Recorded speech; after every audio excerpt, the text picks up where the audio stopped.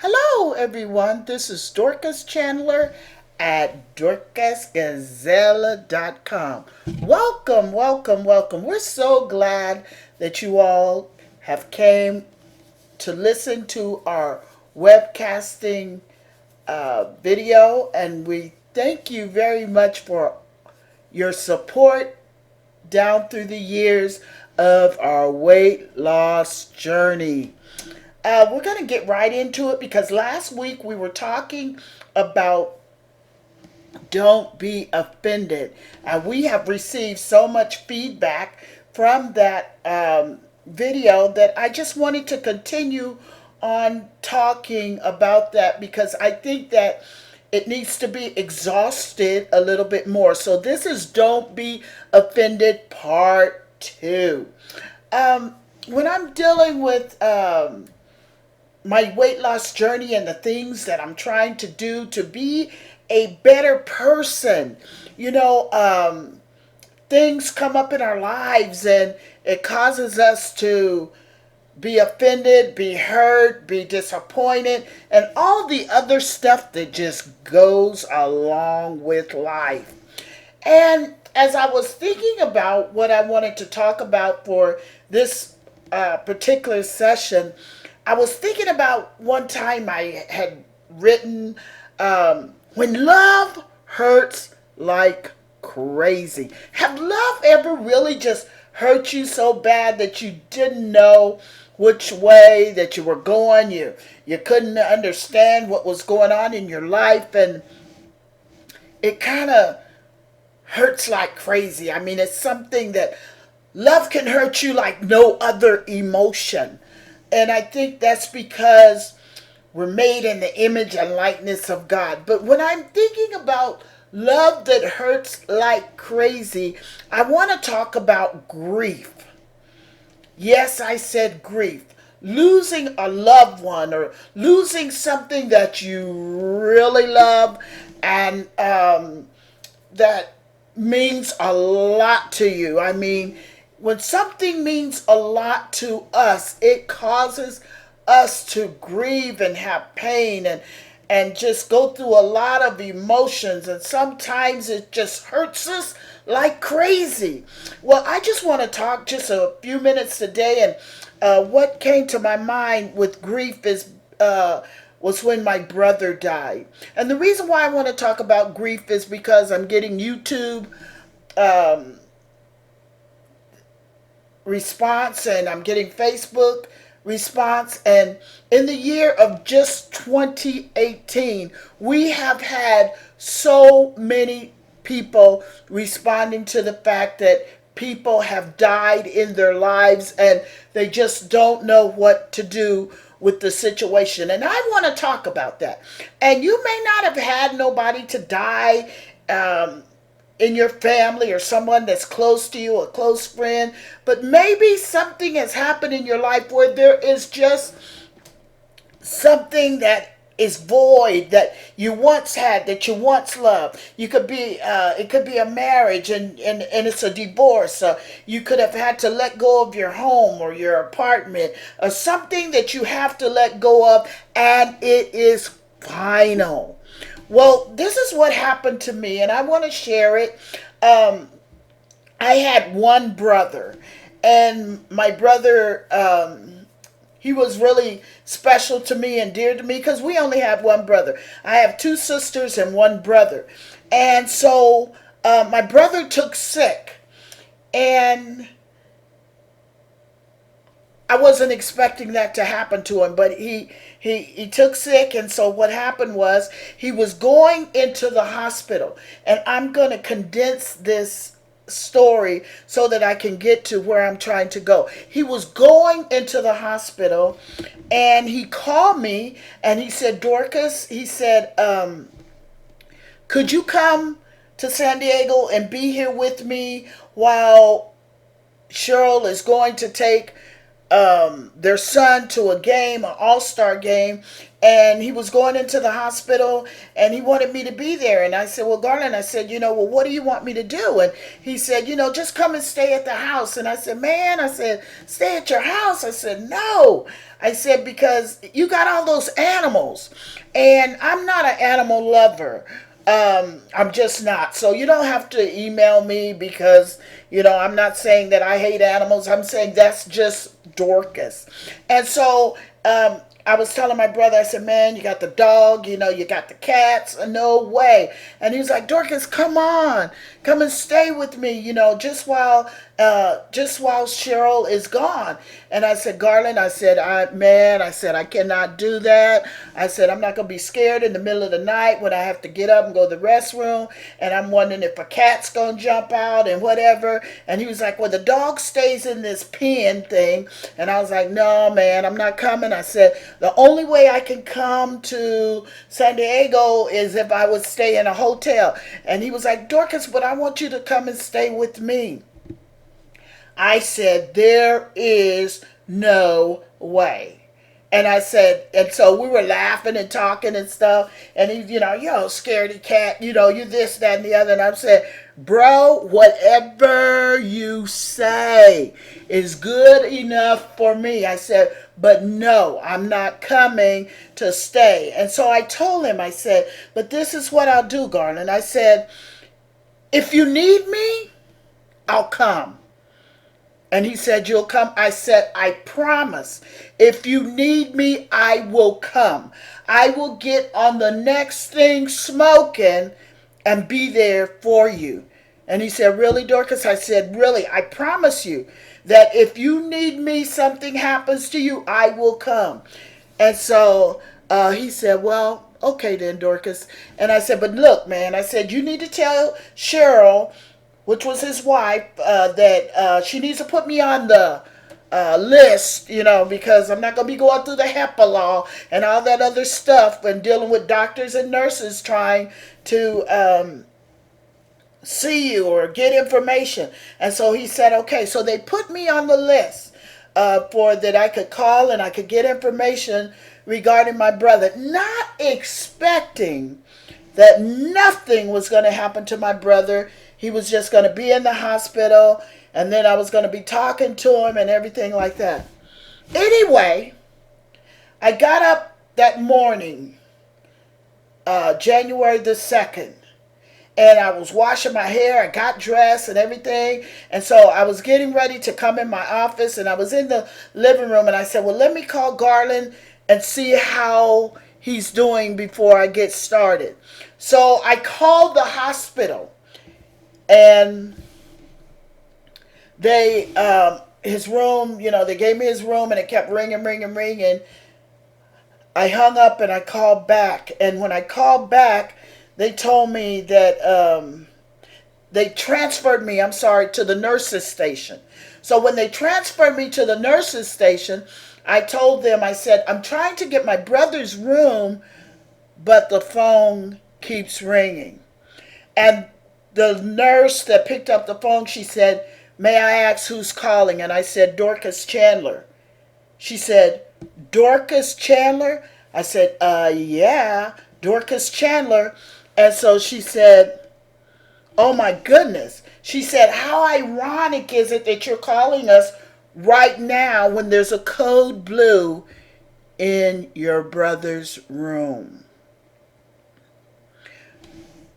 I said, a code blue? She said, yes, we're going to call you right back, Dorcas, in a few minutes. And I said, okay. I hung up because they already had my information. They had left it, Cheryl had left it there and stuff. And so then the next thing I know, 5 minutes later, the doctor was calling me back from the hospital. And he said, Miss Chandler? And I said, yes. He said, I'm sorry to tell you, but your brother has passed. I said, what did you just say? He said, your brother died. I was devastated. I had made my brother a promise that I was going to be there for him if he needed me, and I didn't get to fulfill that promise. And so they were asking me, do you know how to get in touch with your sister-in-law? And I told her, well, she's in the air. She was flying. And because they had tried to call her, but her phone was off because she was in the air. And so what happened was they said, okay, thank you. And then the next minute they're calling back again. Miss Chandler, what do you want us to do with your brother's body? I'm like, excuse me? I'm like, I'm not his wife. I said, she has to make those decisions. I can't make those decisions for my sister-in-law. And so they said, well, could you just tell us what you want us to do? And I said, well, could you just leave his body there until I get in touch with her? And so they told me, yes, that's fine. So they left my brother's body there. And then the next thing, they were calling me back again. Miss Chandler, does your brother have any children here that would like to come and see his body? I'm like, really? And so I'm devastated. I'm getting all these calls and I'm saying, well, I don't know. And they said, well, could you find out if the children want to come and see his body? I said, okay, I'll get back with you. So then I was there and I was like, Lord, I don't know what to do because I can't call my niece and tell her this over the phone because it's going to devastate her. And so I just was directed to call where they were working. They were working at my sister-in-law's job for the summer. And I called Human Resources and I told them who I was. And they told me, yeah, we know Cheryl. And I said, well, I need to talk to my niece. I said, because my brother has died. Her dad has died. And they were like, Bubba? Because everybody in San Diego almost knew my brother as Bubba because my brother played football, pro football, professional football, and whatever. And so I asked them, I said, could you send somebody to where my niece is, and I'm going to be calling her to tell her that her dad was dead. And so they did. I called my niece. I asked her, was somebody there with her? She told me, yeah. And I told her that her father had passed. And man alive, I have never, ever experienced nothing like that in my life. I was not there. I'm in Phoenix. They're in San Diego. Their mother is gone. My brother had asked me, Dorcas, could you come? What am I trying to say about offense and grief and things that we mess up on and we feel guilty about? I mean, for years I was guilty. Dorcas, if you only had went. If I coulda, shoulda, woulda. Have you ever experienced nothing like that? And sometimes that's what happens when people leave here suddenly. We think, what if I have did this, that, and the other? And love begins to hurt us like crazy. And sometimes we're not offended at people.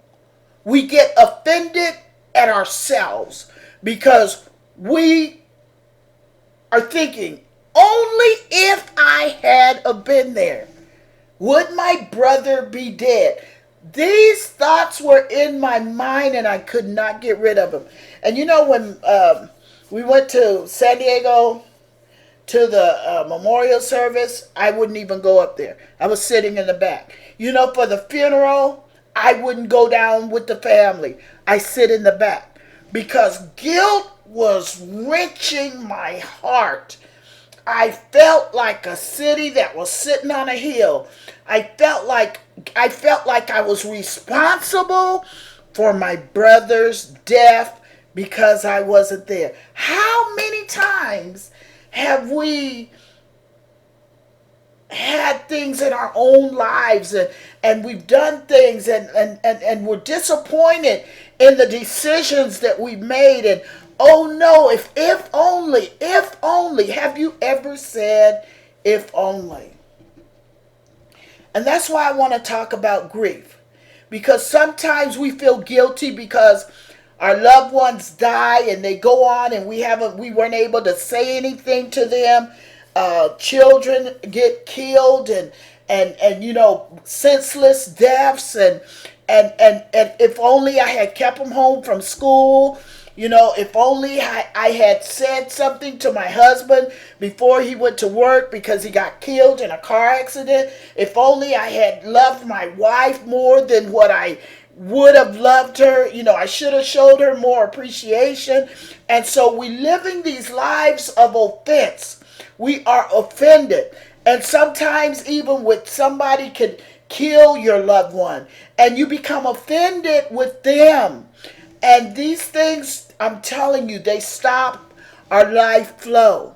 So there I am, and I'm on this weight loss journey, and I realize, I said before, you got a lot of stuff in you that you got to let go, because you don't have nothing to do with the breath that God gives another person. And sometimes we feel like that we're in control of life, and we really are not in control of life. There are things that are happening in our lives that we can do absolutely nothing about. But we take on the offense. We take on the grief. We take on the pain. And I know that grief and pain is a part of life.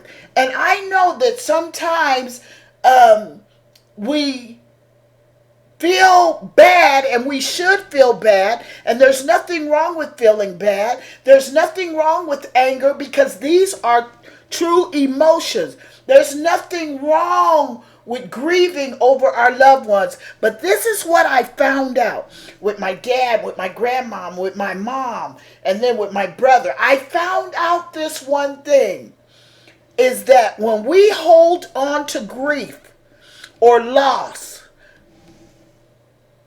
so long and we cannot let it go, it becomes unhealthy. And when it becomes unhealthy, it shows up in other areas. It could show up in your attitude, your disposition. It could show up in your weight. It could show up in your health. It shows up in a lot of different ways, because we were never meant to carry loads for long length of time. We have to cast all our cares upon the Lord, because He's the one that cares for us. And so when I start releasing and saying, God, if only I had been there and dealing with all of that and stuff, I had to rechannel and rethink some of the things that I've been thinking. And that's what I've been doing on my weight loss journey. And I promise you, my life is much better, because I'm realizing you need to let some things go. And as God began to show me the things that I'm carrying in my body, not only physical weight, but weight of the mind, weight of your spirit, weight of things that you cannot do anything about, things that were out of your control. I wasn't there for my brother, but I took care of whatever I needed to take care of while my sister-in-law was out of town, and I thank God that I was able to do whatever I could do. So when we're dealing with hurts, when love hurts like crazy, it's like having arteries, and of the heart, and we get clogged up in the heart, and love don't be able to flow through our heart like it should when we're all stressed out and dealing with things in our lives that only God can fix. And so when I start looking at things like that, I begin to feel better in my body. I begin to want to take care of my body. I begin to want to be concerned about my health. I begin to want to laugh again. And these are the things that God will do for us. And the thing that I think about my brother is when I think about him is that, you know, my brother, a year and a half before all this had happened, he had called my mom. My mom was still living. She died a year. He died a year and a half after her, and so my mom was still living. And he called my mom, and he was talking to her, and he said, "Mom, is Dorcas there?" And so she said, "Yeah, she's here." And so he asked my mom, could he speak to me? And so my mom said, "Dorcas Garland's on the phone. He want to talk to you." And so I had to go into another room, and I said, "Hey, man, why you didn't call me on my phone?" And he said, "Girl, just shut up and listen." And I said, "What do you want?" And he said, "Dorcas, I want your God." And I said, "What does that mean?" He says, "I want your God." He says, "I want what you have." And I was like, "What?" And my brother didn't go to church. He said, "I want what you have, Dorcas." He says, "I want your God." And I said, "You got to tell me, man, what is it you want?" He said, "I want to come." He said, "I want to come and be baptized. I want your God. I want what you have with God, your relationship with God."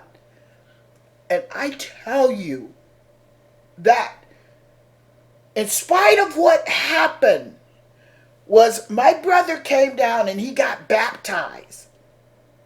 My brother changed his life drastically. Stopped drinking and just started helping, and he always was helping with football and different things. But I'm telling you, he was a witness for God in the last year or so of his life, not even knowing that this was going to take place.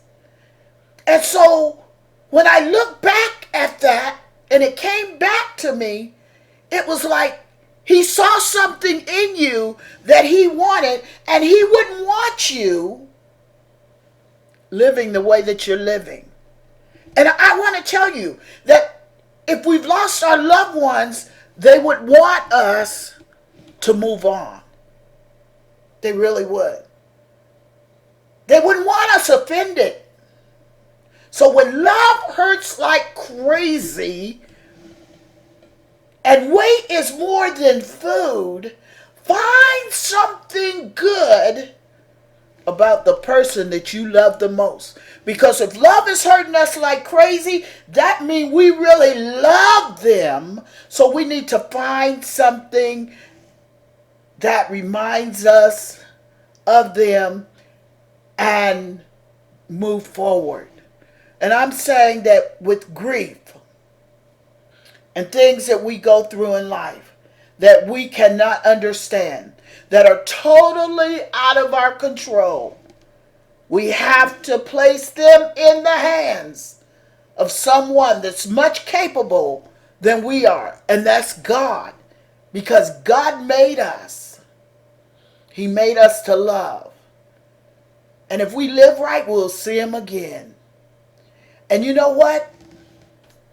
I am so glad that all the things that I've been through, now that I'm looking back, I'm not looking back with regret.